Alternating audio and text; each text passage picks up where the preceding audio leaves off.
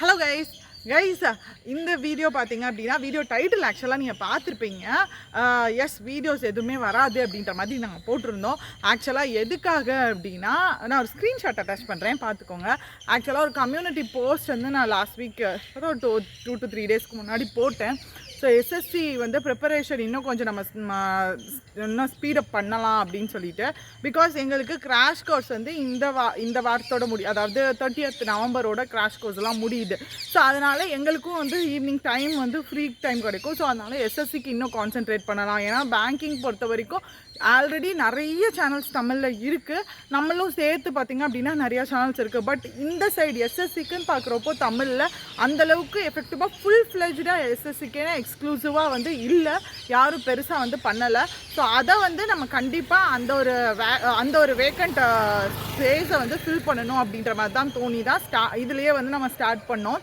So அப்படி start பண்ணுறப்ப பார்த்தீங்க அப்படின்னா பட் நிறைய பேர் இது சொன்னாங்க, பேங்கிங் மட்டும் இதில் போடுங்க, அது வேணால் நீங்கள் தனியாக ஒரு சேனல் ஸ்டார்ட் பண்ணி போட்டுக்கோங்கன்ட்டு. நம்ம என்ன நினச்சோன்னா, ஸோ பேங்கிங்க்கும் போட எஸ்எஸ்சிக்கும் போட கண்டிப்பாக அது எல்லாத்துக்குமே யூஸ்ஃபுல் தானே, அப்போ நிறையா சப்ஸ்கிரைபர்ஸ் வரதானே செய்வாங்க அப்படின்ற மாதிரி இன்டென்ஷனில் தான் சரி ஓகே இதுலேயே நம்ம போஸ்ட் பண்ணுவோம்னு நினச்சோம். பட் அது நிறையா பேருக்கு வந்து கொஞ்சம் அன்வான்டாக வந்து இருக்குது. லைக் பேங்கிங் ப்ரிப்பேர் பண்ணுற ஸ்டூடெண்ட்ஸ்க்கு அது வந்து அந்தளவுக்கு வந்து நல்லா இல்லை அப்படின்ற மாதிரி ஃபீல் பண்ணாங்க.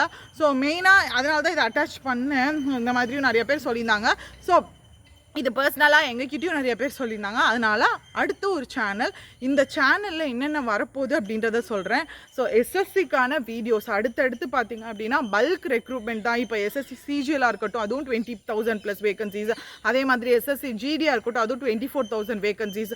அதுக்கு அடுத்தடுத்து வரப்போகிறது எஸ்எஸ்சி சிஹெச்எஸ்எல், எஸ்எஸ்சி எம்டிஎஸ், இது எல்லாமே பார்த்திங்க அப்படின்னா பல்க் வேகன்சிஸோடு தான் அடுத்து வரப்போகுது. ஸோ அதனால் நீங்கள் எஸ்எஸ்சிக்கு ப்ரிப்பேர் பண்ணுறவங்களா இருக்கீங்க, இல்லை நான் ஃப்யூச்சரில் அடுத்து தான் பிளான் பண்ணிகிட்டு இருக்கேன் அப்படின்னு நினைக்கிறவங்களா இருக்கீங்க அப்படின்னா நீங்கள் தாராளமாக இந்த சேனலை ஃபாலோ பண்ணலாம். ஸோ டிஸ்கிரிப்ஷனில் லிங்க் கொடுக்குறேன்.